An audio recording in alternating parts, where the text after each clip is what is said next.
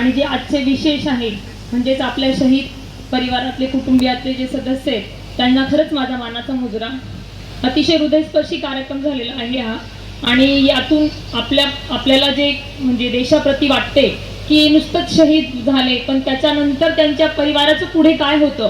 आपण हा शहीद माता पित्यांचा जो सत्कार आयोजित केला आहे त्यामध्ये त्यांना खरंच स्टेजवर यायला सुद्धा कसं तरी वाटत होतं. आपण पाहिलं की किती हृदयस्पर्शी कार्यक्रम झाला. एक त्याला खूप संवेदनशील टच आला आहे ह्या कार्यक्रमाला.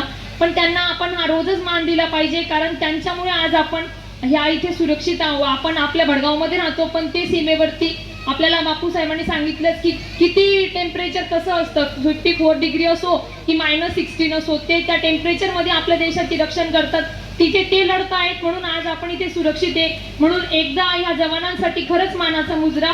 आणि त्या माता पित्यांनी आणि त्या कुटुंबियांनी आज ज्या परिस्थितीत ते आपल्या आयुष्याला सामोरं जात आहे अक्षरशः एवढे चिमुकले मुलं होते की त्यांच्याकडे बघून सगळ्यांचेच डोळे पाणावले.